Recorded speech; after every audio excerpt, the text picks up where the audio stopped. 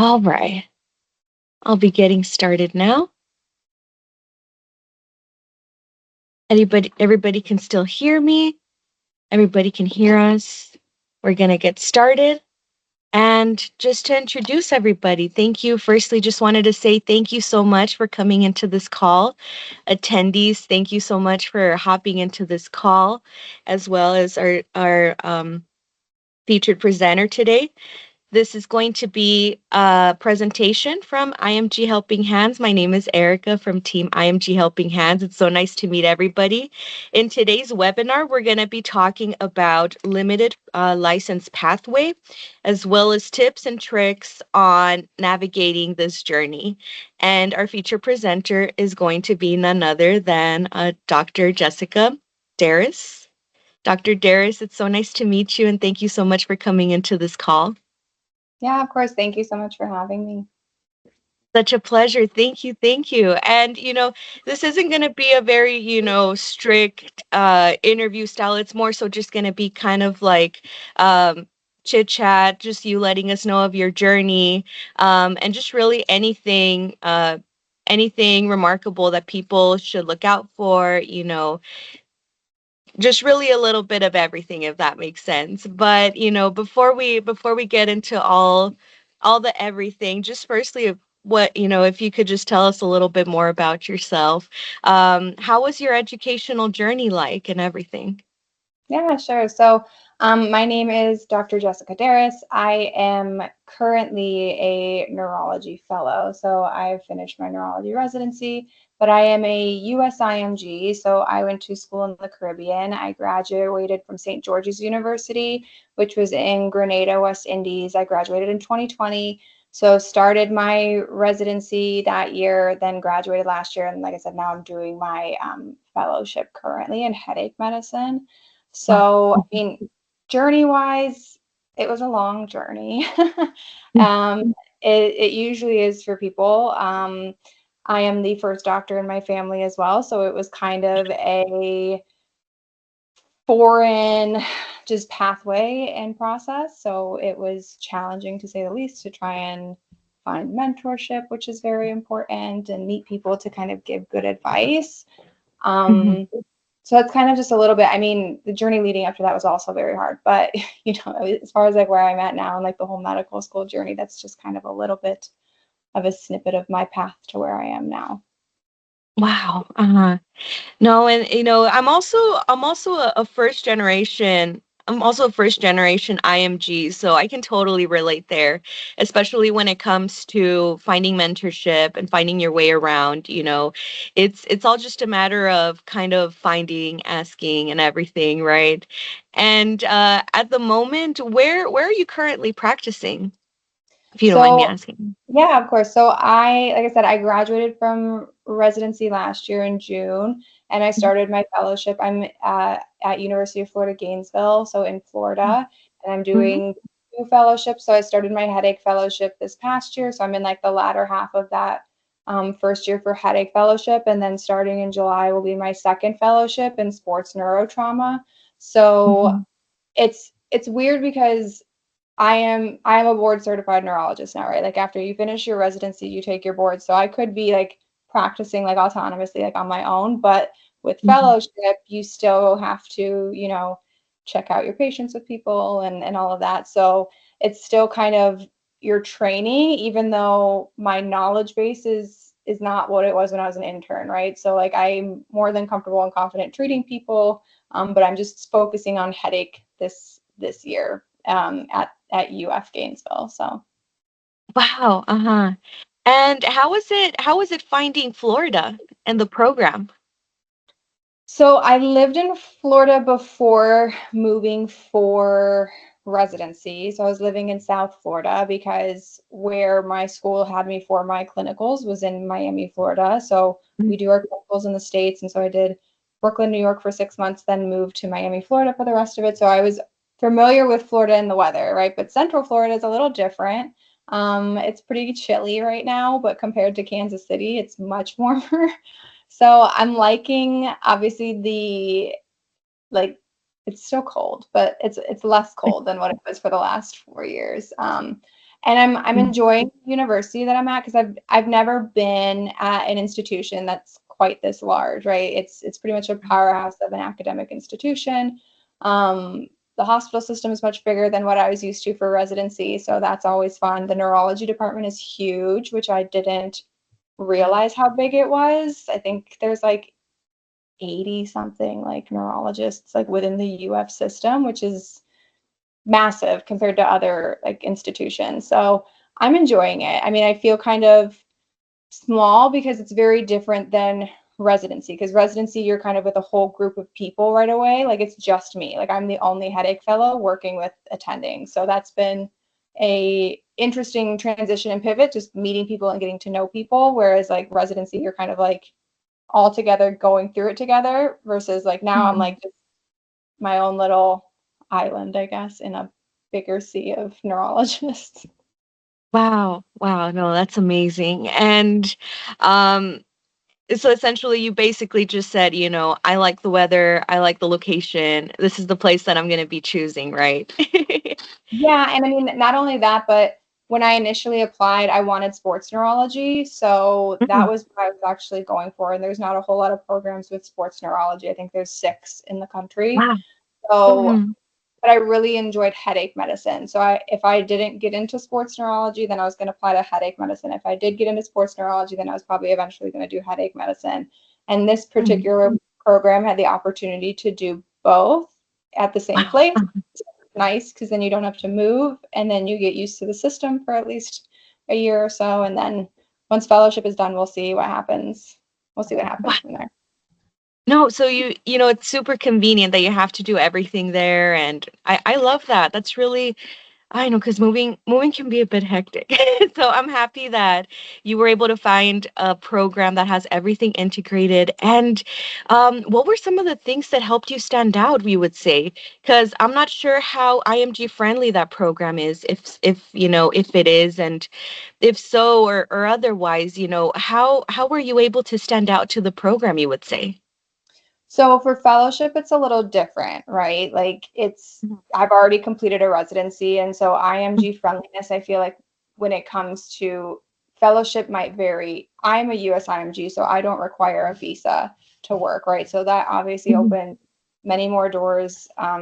Just that in and of itself, not requiring a visa to work. And I know that's not always the case for a lot of IMGs, but I Mhm. guess I don't know. I mean, with fellowship, it's just it's again, it's a little different because it's very niche what I wanted to kind of go into. So it's not a really popular area of neurology, but it is kind of an up and coming kind of area, especially with like American football and like all of the controversies around concussions and all of that. So Mhm. as far as like standing out for fellowship, I mean, just having good letters of recommendation and the desire to go into that subspecialty is one thing. But Mhm. residency was different. You know, it was a lot different because it's a lot more people applying. So yeah. Oh, okay, okay. So you really don't have to, I guess, sift through, the how competitive and that competitive aspect really, since you're starting to narrow in more on the subject, right? For this particular specialty, yes. However, there are many Mhm. subspecialties within neurology. So those other specialties that kind of have more of a like solidified match process, because you still have Yeah. to go through a match for those particular subspecialties, like Mhm. vascular headache has a match now, movement disorder, epilepsy. So those are a little more similar to kind of how residency works with like the number of people that are applying, because these are fellowship programs or fellowship subspecialties that are more established, have just been around a lot longer. So that, I Mhm. mean, would be more similar to how residency is as far as like, having research and having good letters and all of that stuff. Mhm. Oh, okay, okay, I see. So essentially, since it's a bit more niche than others, right? Mhm. You didn't have to really go through a second match, so to say. Correct. Yeah. Yes. And how was your first match like? So residency match, I mean, it's stressful. Like it's always, it's just always Mhm. stressful, right? So, having come from a Caribbean Medical School, once you kind of got out of the first 2 years, the level of guidance is kind of hit or miss. And so Mhm. usually if you want to go into a different area of medicine, besides sometimes like family medicine or internal medicine, which is what my school pushes a lot of people to go into, the Mhm. guidance is even less. So me wanting to go into neurology, to be completely honest, my school did not provide me with a whole lot of guidance. I kind of had to seek that out for myself. Um, and Mhm. more or less, I mean, again, I think a lot of what's kind of not great when it comes to just IMGs in general, it's a lot of like fear mongering, right? So like Mhm. it's always like, oh my gosh, you're never going to do this, you're never going to do this. But you hear one person who says one thing, like, oh, well, like I know this one person who had this and they didn't match. Like, yes, there are certain things that need to be done, right? Like, yes, you need Right. to start your application process, you need to register with the NRMP, you need to get good letters of recommendation. So, like, all of that is pretty universal. It's just stressful because it's a lot. But again, my school like always recommended applying to more than 200 programs, which is a lot. And I applied to neurology, and then I fearfully applied to internal medicine, even though I didn't want internal medicine. And I also Mhm. applied to prelim years and transitional years. So it was Mhm. stressful. I used different like websites to kind of help me pick the programs that I wanted to apply to, because at that time Mhm. the step one score was still a score. It wasn't just pass Instant fail. number. Mhm. And so I was not feeling great about my chances because my step one score was not so great, but I improved in my step two score. And so even with the less than ideal step one score, by applying smart with um, a website that I used called Match a Resident. I mean, I'm not like, trying to plug or whatever, but it's a very helpful website that is made by an IMG for IMGs. I used that program to help me select the programs that I was applying to. Um, Mhm. and it was also still in person, so it was different than what it is now, because now they're virtual, right? Most interviews are virtual. Like the next year Right. is when they became virtual. So Mhm. the whole process, again, it was a lot. It was a little different than what it is now. Um, Mhm. but I think by asking a lot of questions, talking to a lot of people that were in the areas that I wanted to be in, I was able to successfully match and have a good amount of interviews that I felt comfortable and Mhm. confident with matching, even though you never feel comfortable and confident like through the whole process. And you're not alone in that. Like everyone feels like, oh, am I enough? Is it going to be enough? But I think by doing the work and asking questions and doing research on programs, it makes Mhm. it, well, I mean, not any less stressful, but more feasible, I guess is the best way Yeah. to put it. Mhm. Yeah. No, definitely. And so Match a Resident, you would say was one of your online sources when it came to looking for your programs. Were there any other online sources you would say, or was that the strongest? So, and I mean, I'm pretty transparent with, again, like my journey, my process. Mhm. Like I said, my step one score at the time was a number score, so it really mattered, and I like had 3 points above passing, right? So like going into um Mhm.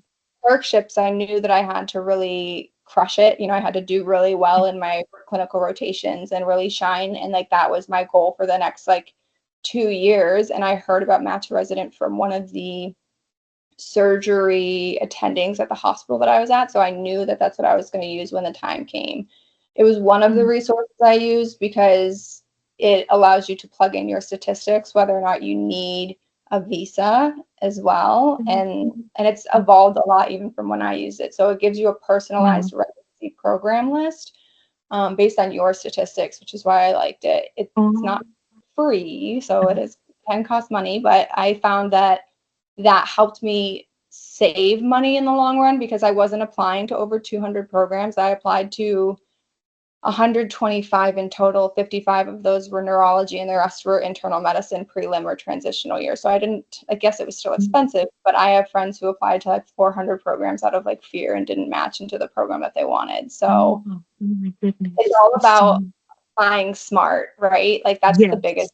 is applying smart and not just taking one little bit of advice from one person and running with it as like that's the be all end all. It's Right. taking advice and asking other people about it as well, like what their thoughts are, especially people who are involved in the process or who have been in your shoes who are going into the specialty that you want. Yeah, no, definitely. And I was just about to ask about that as well, because that's the source you used online and now offline, you really emphasize on the value of asking, on the value of, teamwork, assisting one another offline. What would you say? How did you go about networking? And, out of curiosity as well, since you also mentioned your mentor, um, how did you go about networking throughout your clinicals and throughout the match process? How did you find your mentor? How were they instrumental in the match process and so forth? How was the offline aspect like? I think that's a great question. My Mhm, first mentor I have had since I was 15. And the way that I met this person mhm, was I was working in a hair salon and he happened to be getting his hair cut there. And he was a mhm, cardiologist at the Cleveland Clinic because I'm from Cleveland, Ohio. And mhm, so the lady that I was working for was like, Dr. So and so, like Jessica wants to be a doctor. Like, can you help out? And this was before there was a lot more regulation and kind of barriers to observing and shadowing. He was like, yeah, sure, like call my office, I'll set you up. And so I was able to shadow a doctor when I was 15. And because of that experience, like I've kept in touch with that physician throughout my entire journey and process.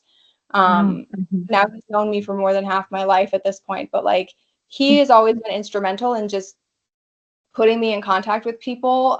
mhm, When he didn't know an answer to something and I kept in touch with him. And I think that's the biggest thing is when you meet people, um, even if you don't really realize that they're gonna be a mentor for you, keeping in touch with them and like kind of keeping them updated like on your journey, like where you're at and like, like reminding them like, hey, thank you so much for your help. Like you have been an instrumental process or person in this whole process. And so because I reached out to him and he actually put me in touch with a neurologist at his institution who gave me some of the good advice for residency applications because when I was applying, I didn't initially have a letter of recommendation for neurology because of the way my schedule was, that my uh-huh, neurology rotation was going to be after the applications had already opened up. So, uh-huh, um, because that person gave me that good advice, like that was also like a pivotal reason, like why I think my match cycle was successful. But keeping in touch with people, not assuming that they're supposed to help you just because they're in that position, I think is right, really important.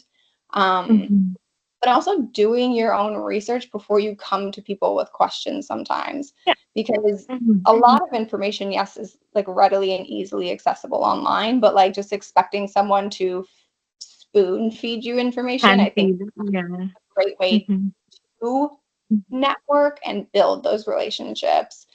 And mhm,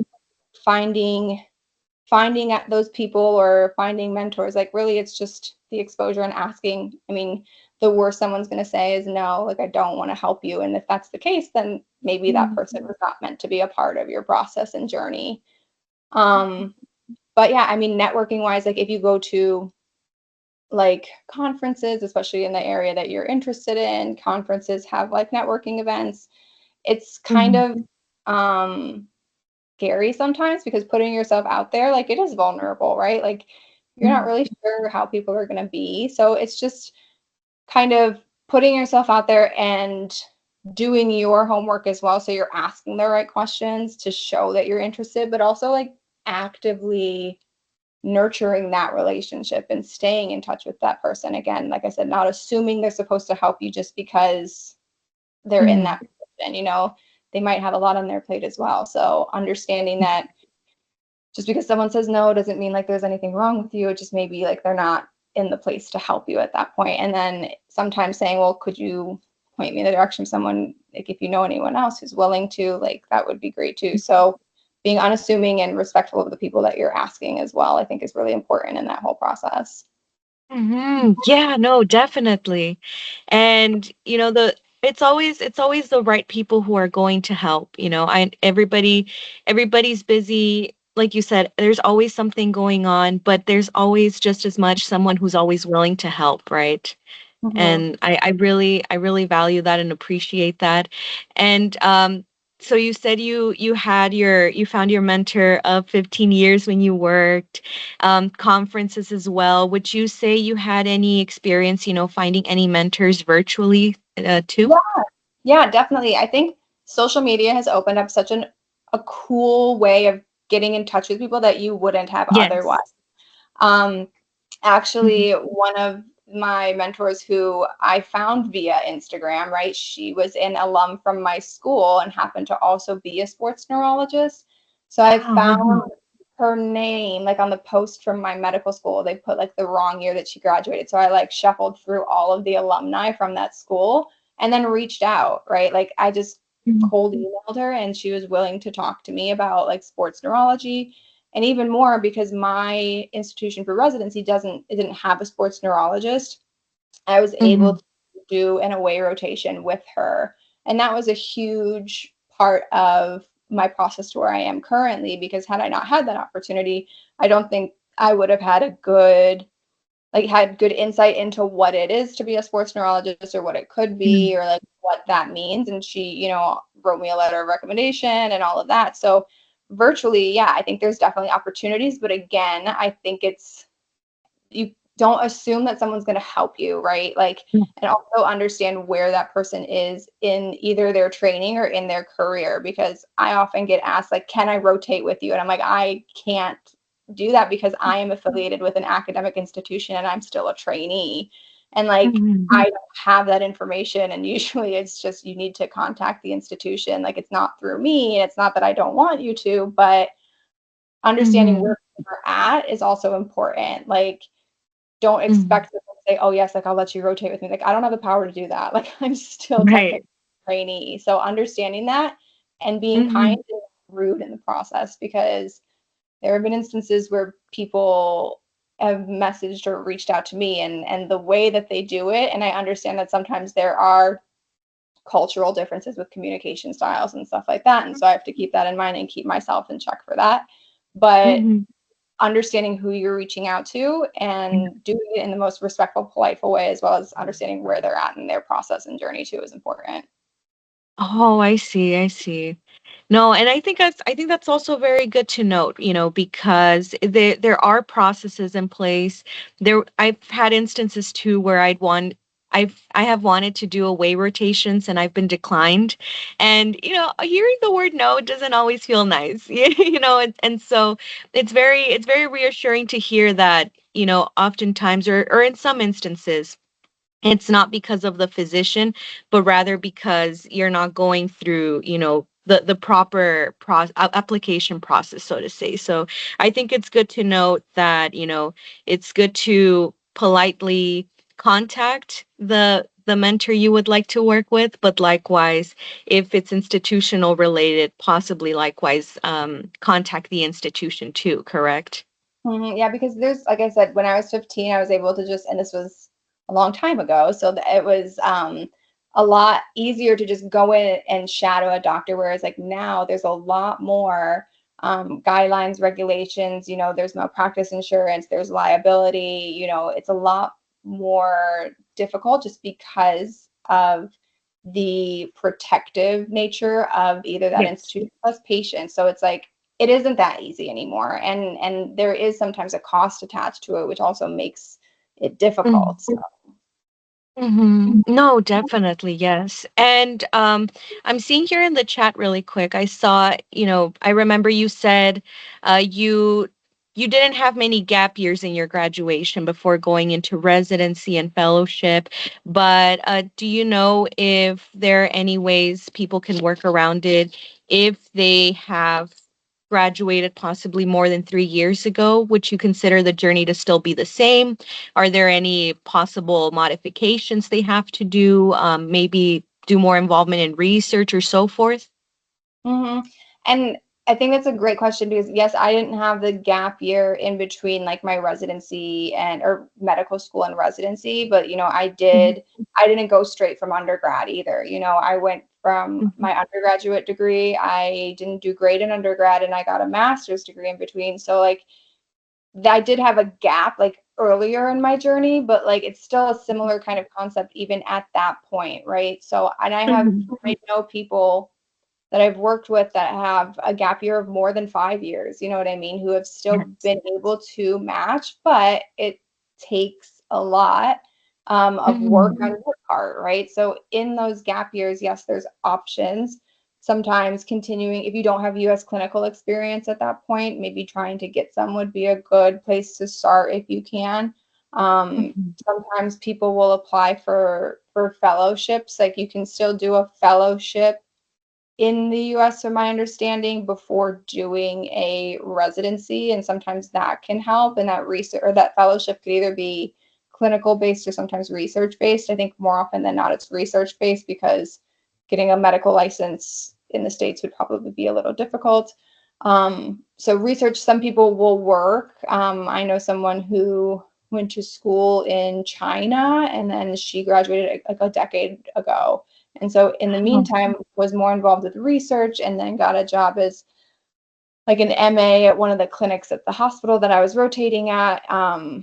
Didn't like applied for match one year, didn't match. And then like I think when she was like actually involved kind of in that hospital system, she matched this past year. So I think she's like an intern for neurology right now. But so mhm, yeah, you have to stay active, right? Some people can work as a clinical research coordinator. So there's a lot of options, but again, I think one of the biggest things, and sometimes what I think a barrier could be, is especially if mhm, you're not a US citizen, which I know a lot of IMGs aren't, right? Is mhm, being able to have a visa that allows you to come to the States to do those things, but trying mhm, to find opportunities for either research or clinical experience in the US, if it's possible, if you can, if you have a visa that allows that. I think that's a good like, one way that you could like continue to be involved in the medical aspect. But yeah, mhm, so there's a few options. It's just sometimes it's the difficulty of like finding those, and you really just need to cold call and cold email people. Like again, that's why I said you need to put in the work. You shouldn't expect somebody to just hand it to you. mhm. Yes, no, definitely, because you can have, all these wonderful resources that you've been mentioning to us, but without pursuing them, and like you said, pursuing them with a strategy, then those resources really will not be of value, if that makes sense. So I think it's very good to, firstly, it's very much appreciated that you share all these resources with us, but also emphasize the importance of having a strategy, especially having been graduated after some time. Essentially, you would say that as long as you can account for that time, correct, clinically, Yeah. right? Yeah. And I mean, sometimes like life happens, you know what I mean? Sometimes people get sick, people's families get sick. And like, to Mhm, me, I hate that that's even considered to be a red flag, but sometimes like life happens and you just need to deal with things before like revisiting. And I think that's fine. But also like in that process, if that's still your goal is to still pursue residency in the United States, then yes, keep that in your mind still. Don't like completely remove that. But also like the other thing that I was just thinking about is reaching out to like look at the alumni from your school, if any of them have gone like on to practice in the state, and reach out to mhm. those people too. You have to, yes, do the research, do the work on your end as well. And like you said, have a strategy and a plan. No, yeah, and that's also very, comforting, reassuring. I think that's very good because like you said, there's a lot of misconceptions of uh maybe just because you're IMG or just because of your graduation date, but that's not always the case. Mhm. I see that somebody had raised their hand, but if you would like to type it in the chat also.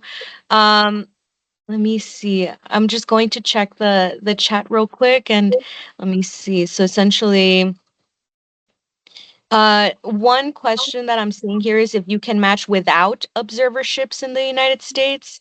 Um, and also this one too, you know, well, this one, regarding externships, can you match without an externship and how to go about finding externships? But essentially, that just kind of emphasizes what you mentioned earlier, correct? Mhm.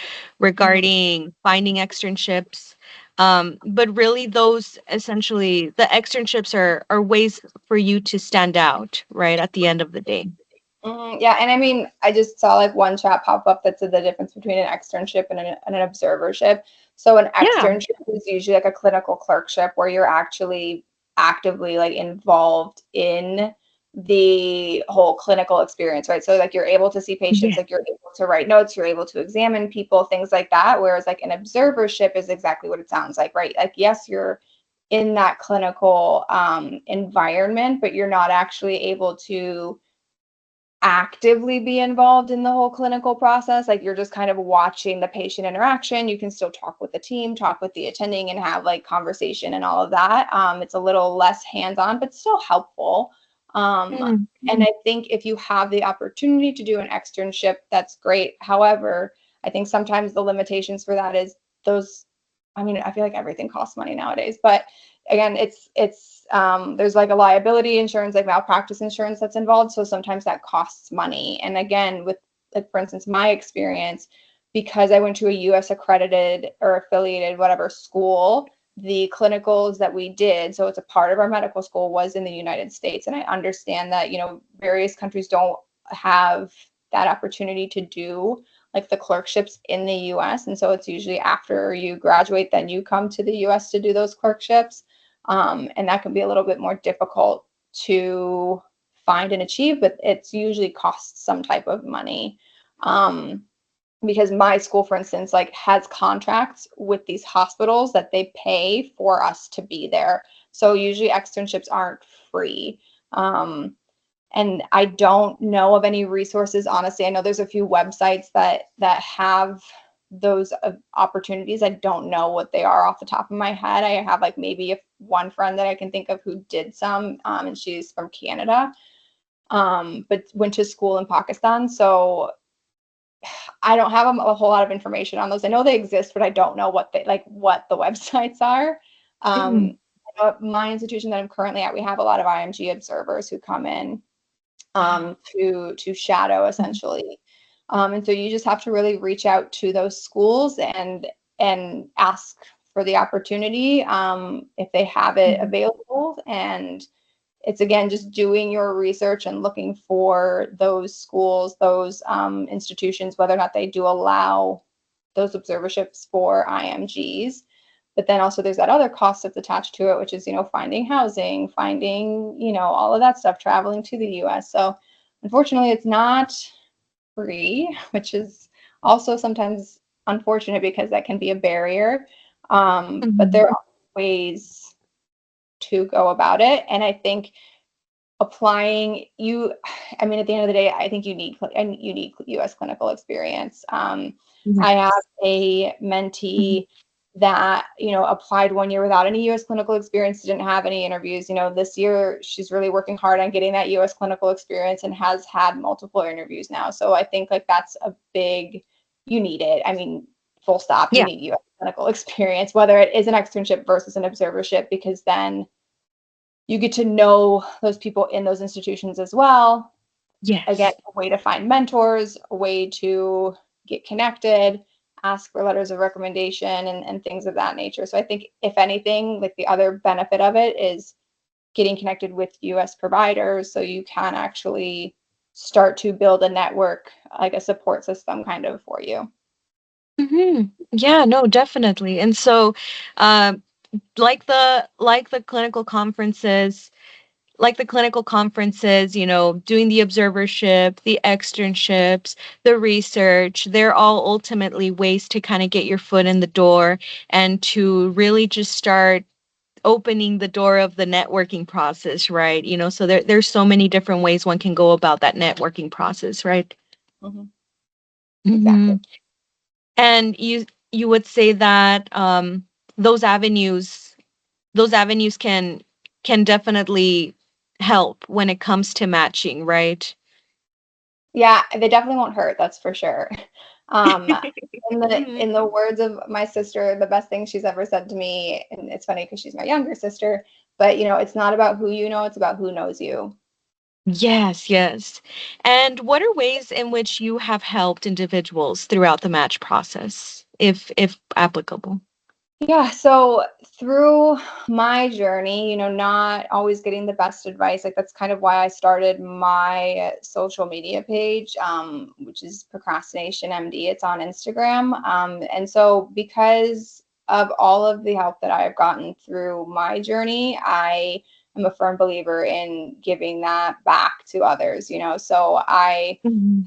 with a good amount of people through Instagram. I'm not great about being on there all the time or posting all the time, but like I have connected with a lot of people through my social media presence. Mhm. Worked. Mhm. I have a CV writing service that I also have, and so like meeting people through that as well, helping people with their CVs, um, as well as other like mentorship kind of brands or whatever that like have connected me with other students trying to get into residency, and then just in real life too, like all of the observerships, like all of the observers that I've seen like worked within the last like year, I'm always like, where are you at in the process? So I'm probably like a little more like straightforward with Mhm. it because I want people, because I mean I feel like IMGs are such an untapped gold mine. You know what I mean? Like Oh, there's so much more that they have to offer the U.S. Medical system than I think they even realize. And yes. I think that because of like just medical care in general in the US, like you're not treating everybody who looks the same from the same place. So I think having physicians from different places who look different, who look similar to patients that you're treating is so important. Mhm. So, yeah, I mean, in the last 4, I guess I don't know, coming up on 5 years now, 5 years, Mhm. Mhm. um, mentorship and being in like trying to help IMGs has been a huge part of my journey, even like during residency, because I think it's important to to help others. Basically, I got that help, and I want to also give that help Mhm. to other people because, like I said, so many people Mhm. get such bad advice, like such bad advice, and it's Mhm. so annoying. It's so annoying to me. No, so it's important to know that, it's doable. And I love that you're also offering, like you said, you've been receiving the help. Now you're on the other end, you're offering the help. And you said your Instagram username is um you said it was Procrastination MD, is that correct? Yes, Yeah, yeah. If you don't mind typing it in the, is it possible that you can type it in the chat just so that mhm, people can know where to find you, follow you, or reach you? can do. Yes, thank you so much. No, because all of this has advice has been very invaluable, and it's very much appreciated, and I feel like this advice can apply to anybody at any stage of their medical educational journey, whether you're starting medicine, something to look out for. If you're still, continuing or in the end of medical school, there's it's good to know that hope is not lost, and there is very much an opportunity for everybody. And also, like you said, and like you've noticed, I'm sure, especially with the changing trends, that nowadays there's there's starting to be a changing trend when it comes to IMGs and their acceptance and so forth. And so, if anything, that's just more encouraging than anything, right?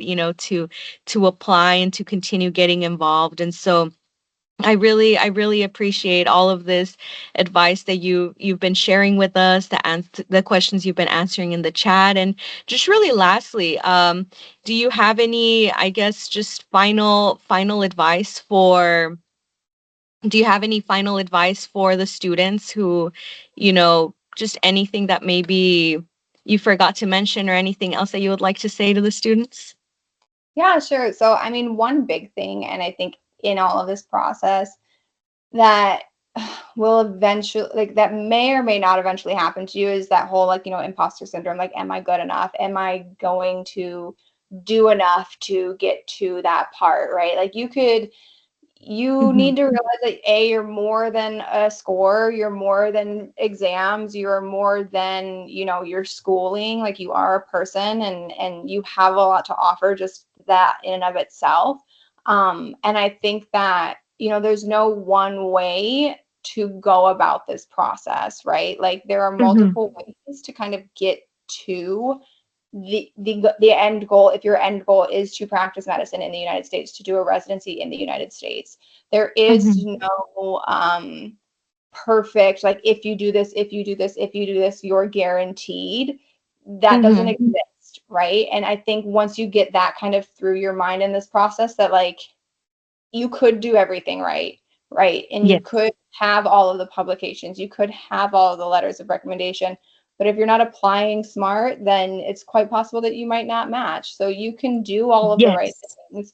You can do all of the things that someone might not consider to be right and match. Like, everybody's process and journey is the same, or is different, Mhm. sorry. And so, like, there are certain things that need to be done, yes, but understand also that there's only one of you, right? There's only one of each person, and you have a lot to offer a program, but you need to be smart about it.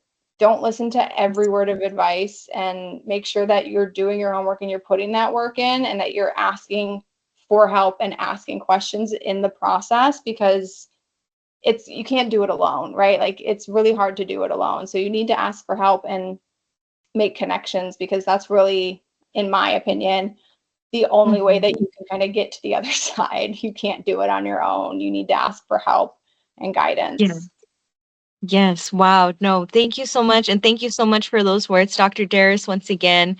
Thank you so much for emphasizing again the importance of helping each other throughout this journey, and for, just really putting yourself out there. I know that's one of the hardest things an individual can do, an IMG can do, just anybody, but thank you for giving us that reassurance of putting yourself out there, of strategizing. I feel like that's something very underrated. And so I just really appreciate your time and coming in here to speak with all of us. Thank you so much for everything. And it was such a pleasure having you, Dr. Darris. Thank you so much. Grace, thank you so much for having me. I really appreciate the opportunity Mhm. to share a little bit. Yes, no, definitely. And I look forward to connecting with you online as well, if that's fine. Thank you so much for sharing your Instagram handle. I'll definitely be following you too, as a current IMG undergoing the residency process. So I really do appreciate that.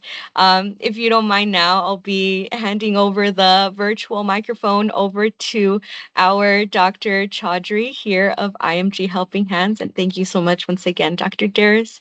Yeah. Um, I'll be handing over the mic to Dr. Chaudhry. He is a research fellow in Johns Hopkins University. Dr. Chaudhry, are you here with us? Hello,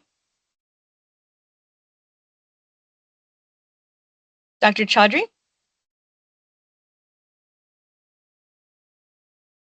Let me see.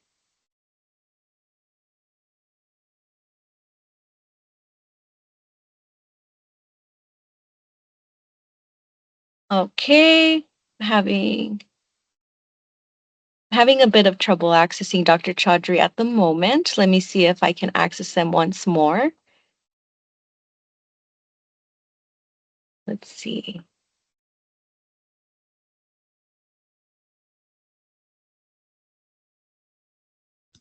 It looks like he said in the chat that he's there. He just doesn't have microphone access.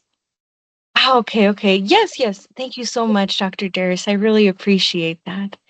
Let me see. Oh, okay, he does not have microphone access. Let me look into that. I'll be, there we go. I'll be allowing the mic now for Dr. Chaudhry, and thank you so much for letting us know, Dr. Chaudhry. I'm allowing mic now. Hello, Dr. Chaudhry. Hello, am I audible? Yes, yes. Hi, Thank you thank so you so much, much. Dr. I Chaudhary. did. Yeah, thank you so much. I mean, first of all, I genuinely wanted to thank you, Dr. Darius, for such a comprehensive and informative discussion that you did. I mean, as an IMG, I can totally relate. Like all these things are actually very much required by all these aspiring IMGs. So thank you so much for giving us time, and thank you so much to for speaking to all our students through our platform. We will definitely. We will definitely, invite you again in our podcast as well. We are going to start our podcast. I just want to a little bit, talk about the research positions and how to hunt them, and how to start off with your research journey, because that's mainly the concern being an IMG, because not many of us had a lot of research opportunities back in our schools. So first of all, it's very important that you guys understand that research is not something that you have to do only once you are graduated, right? It is something that you have to do side by side while you're preparing for your exams, because honestly, year of graduation is one of the very like strong, I would say, filter when you apply for the residency match. So start building your research portfolio, start publishing whatever you get the opportunity or hands on. For instance, case reports, narrative review articles, just start publishing. So once you learn the skill set of publishing, then start publishing meta-analysis or some very high impact research publications. So once you build your research profile, that's the time when you have to hunt for these postdoc positions if you are planning to go into very competitive specialities, right? So because unless you have publications, your chances of getting the research positions are very slim, because no PI would sort of accommodate you if you do not have any skill set of writing a good manuscript, or if you do not know how to write a high impact research paper. So start building your research portfolio, and we as an organization really helps you in like acquiring those skills. So that's why I have just dropped a link of our WhatsApp group as well as a number. You can reach out to any one of our coordinators. They can help you find your research interest. You can even schedule a Calendly call with us. Like it's like, I mean, a personalized call that we do for free for all the potential research aspirants. Dr. Erica would be there. She will, guide you how our research projects work, and then you can have a better understanding of like how you should be approaching and when you should start doing your research. So this is like a bit of like my thought which I wanted to share with all of you. So yes, guys, I mean the competition is getting I mean like it's getting a little harder with every passing year, because as Dr. Darius mentioned, there is not one single aspect of your like ERAS application which is going to decide your chances of getting matched. You have to keep yourself a very well-rounded candidate, right? Do a bit of research, have good letters, get decent marks, work on your interview skills, and only then you can, actually get into your like desired program. So yeah, that's something which I wanted to share. And I have also dropped our WhatsApp group and the link. And anybody who is interested to know more about our research projects, you can definitely reach out to us. Thank you, Dr. Erica. Thank you so much, Dr. Chaudhry. Thank you so much for that very insightful talk as well. And thank you for emphasizing and highlighting the importance of research in the match process as well, because again, ways that you can stand out, putting yourself out there, those are the ways that are going to get you an acceptance in the match process. And again, I just wanted to thank once again Dr. Darius for coming into the talk, Dr. Chaudhry for coming into the talk as well. I have provided here in the chat, once again, I have the Calendly link if you would like to schedule, if you would like to schedule a meeting regarding research. I have also provided Dr. Darius' Instagram link if you would like to connect as well. If anybody has any, does anybody have any last questions? Anything that we might have missed before we go? That way we can ensure that everybody's questions are answered. I'll be giving a quick moment. Let me see. So regarding, let's see, IMGs with green cards, what strategies would you recommend? What work do you do? And how to go about observerships if you're an IMG with a green card? I think essentially like Dr. Darius mentioned earlier, getting in contact with institutions, possibly, correct, Dr. Darius? Yeah, so I mean, if you have a green card, as far as working goes, I mean, sometimes I don't know if they have a separate like work part of that green card. So if they don't have any limitations on working, I think there's sometimes jobs that you can find work as an MA, especially if you're kind of going towards like trying to apply for residency, but you're just looking for work in general. There's other things, you can work as a possible clinical research coordinator, getting kind of into a medical office or clinic could be one thing. As far as observerships go, I don't think a green card would really matter that much. I feel like it'll just allow you easier access if you're in the States already. It's more or less with institutions, it's requirements of whether or not they allow IMGs, or if they have, some places will have particular like requirements, like you need to have like a step score or something. Because I know when I rotated at Cleveland Clinic, because I had to set that rotation up myself through my school, even though they had a contract with them, but you had to like have your step scores done first. So there's other sometimes like requirements for observership. So again, it's place dependent, and you would have to look that up for yourself, like on those places that might have those opportunities for observerships or something.